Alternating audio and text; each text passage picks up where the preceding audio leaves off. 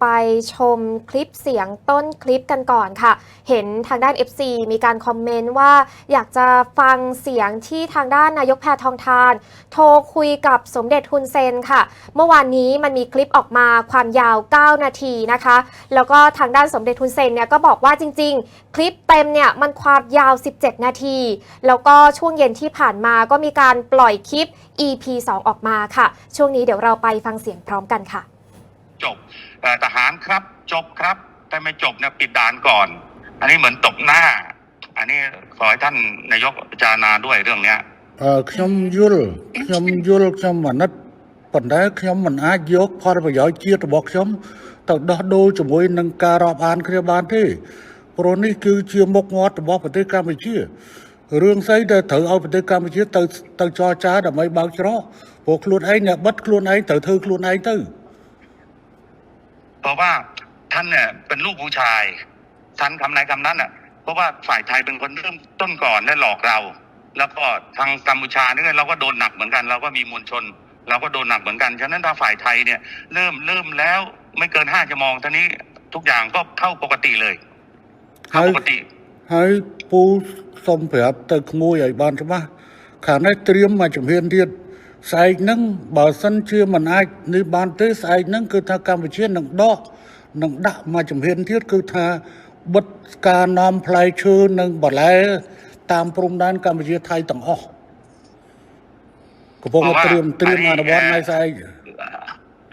หลานที่รักเนี่ยอาบอกได้เลยถ้าเราไม่มีคำสัญญาเรื่องว่าเรื่องปรับกำลังแล้วทุกอย่างปกติแต่ว่าทหารไทยไม่ยอมเปิดด่านพวกนี้ทั้งนี้ก็มีการห้ามเรื่องการส่งออกเกษตรทั่วชายแดนเลยเพื่อกดดันทหารព្រោះខាងនេះបានត្រៀមអស់ហើយព្រោះខាងនេះបានត្រៀមហើយព្រោះនេះឯងបកហេតុមុនហើយបកហេតុមុនមកបបួលគេចរចាឥឡូវសួរថាណាបិទតែឯងណែ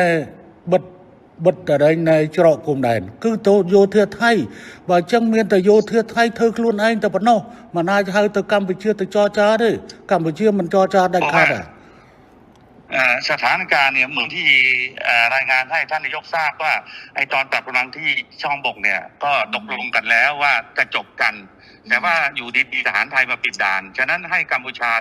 ไปเจรจาเปิดด่านดูแล้วไม่สวยไม่สมควรอย่างยิ่งต้องทหารไทยเริ่มก่อนถ้าเริ่มแล้วตรงนี้ก็ตามหลังไม่เกิน5 ชั่วโมงทุกอย่างปกติท่านลูกผู้ชายท่านจะเป็นลูกก็เดี๋ยวจะลองคุยกับทางกลาโหมดูค่ะแต่ว่าจริงๆแล้วเนี่ยตอนที่คุยพี่ว่าลองพูดด้วยละกันว่าจริงๆแล้วถ้าท่านฮุนเซนอยากได้อะไรให้บอกจะได้คุยกันได้ตกลงกันได้ค่ะเพราะว่าบางทีที่ท่านโพสต์ Facebook ออกมาคืออิงตอนนี้ก็คือ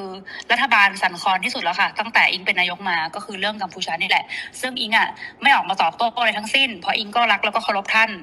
เพราะฉะนั้นเนี่ยจริงๆแล้วถ้าจะเอาอะไรจริงๆให้บอกอิงได้เลยยกหูบอกก็ได้ไม่อันไหนไม่เป็นข่าวก็คือไม่เป็นข่าวอันนั้นที่หลุดไปมันหลุดเพราะสื่อเพราะไม่ได้คุยกับอิงแค่2 คนมันคุยกันเป็นกลุ่มนะพี่มันเลยหลุดนะแต่ถ้ามันคุยกับอิง2 คนมันไม่มีหลุดอยู่แล้วทีนี้เนี่ยก็ไม่อยากให้แบบมันเกิดเรื่องแบบนี้แต่นี่อิงจะไปคุยกับลาโหมเนาะเพราะว่าอิงรู้ว่าถ้าสมมติว่าเขาพูดว่าของไทยปิดก่อนอะไรเงี้ยเดี๋ยวเราก็จะไปคุยกับลาโหมว่ายังไงแต่ถ้ามันเวิร์กไงก็เดี๋ยวจะส่งบอกพี่ฮวดว่ามันเรียบร้อยไหมนะคะเพราะจริงๆเนี่ยคนมันไม่หวังดีกับเราทั้งคู่มันก็ดูแบบเหมือนเรากับเขาก็คือทะเลาะกันเองทำให้แบบเหมือนจริงๆแล้วต้องให้คนรุ่นใหม่มันต้องไม่มีสงครามพี่คนรุ่นใหม่มีสงครามไปมันก็เสียครับทั้งอิงทั้งลูกทั้งหุ้นมาเน็ตด้วยก็เป็นคนรุ่นใหม่เนาะครับពុកបាក់គាត់ថាទី1ពុកចង់បានអីពុកអាច message ទៅអ៊ីងបានអ៊ីងនឹងធ្វើឲ្យពុកអ្វីដែលពេលទៅពុក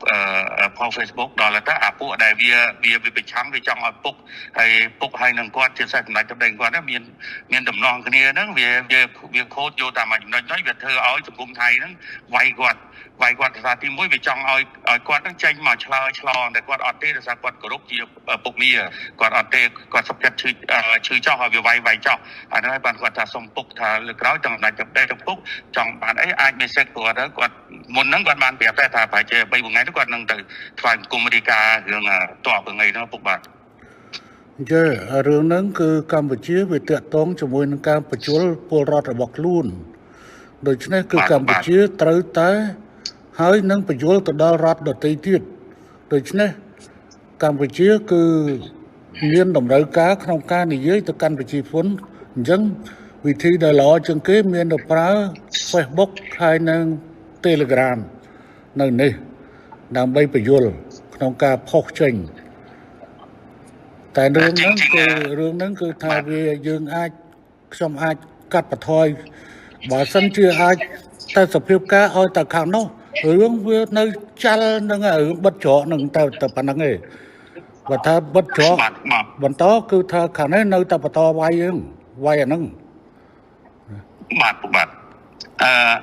ท่านนายกครับท่านบอกว่าเรื่องการโพสต์เนี่ยท่านก็แค่ชี้แจงให้มวลชนที่นี้ทราบเท่านั้นเองไม่ได้ไปกระทบกับไทยอะไรมากแต่ว่าตอนนี้ก็ไม่เป็นไรถ้าหากว่าท่านนายกแก้เรื่องเปิดด่านให้ปกติเนี่ยท่านตกลงท่านไม่มีอะไรอีกแล้วก็จบได้ค่ะเดี๋ยวเราไปคุยกับกลาโหมดูแล้วก็ขอคอนเฟิร์มกลับมาเพราะเดี๋ยวจะคุยกับกองทัพก่อนแต่เราก็เดี๋ยวสั่งไปเลยค่ะพี่แต่ว่าอีกรอให้มัน100%แล้วค่อยแจ้งท่านกลับมาดีกว่าเพราะไม่อยากจะยังไม่100แล้วบอกท่านก่อนแต่ว่าจริงๆก็จัดการได้ค่ะพี่ครับผมครับจะพกประธานแล้วก็สอบหนึ่งใหญ่มวยการไปเชื่อหนึ่งถึงหินสั้นให้ปันตอมา100บานกว่าหนึ่งจุนดังจะปกบาปคนถือกลางเงินเกลี่ยมเรื่องเป็น5ชรปกบาทบาทปกท่านนายกมีอะไรอีกไหมไม่มีแล้วค่ะพี่ก็ประมาณนี้เนาะพี่ว่าเราจะมีอะไรบ้างประเด็นไม่มีอะไรจังหวัดอะไรខ្ញុំចេះមុននឹងនេះគឺខ្ញុំសូមបញ្ជាក់ថាខាងនេះត្រូវការតែមួយទេត្រូវការតែខាងនោះគឺប្លក់បញ្ជាក្នុងការច្រកព្រំដែនទាំងអស់ឲ្យទៅប្រកបភាពវិញបន្តទៅខាងនេះនឹងបន្តធ្វើតាមក្រោយហើយរឿងនេះអត់ត្រូវមកចរចារវាងកម្ពុជានិងថៃទេដោយថាថៃអ្នកបិទដូច្នេះថៃអ្នកបើកខ្លួនឯងហើយកម្ពុជាត្រូវតែសម្រួលទៅតាមក្រោយគឺកម្ពុជានឹងធ្វើขอยืนยันทีว่าท่านนายกครับเรื่องด่านเนี่ยเราไม่ควรไปเจรจาเพราะว่าฝ่ายไทยเนี่ยเป็นคนที่ปิดแล้วปิดเนี่ยหลอกเราให้ปรับกำลังอันนี้หลอกเราปรับกำลังว่าถ้าปรับแล้ว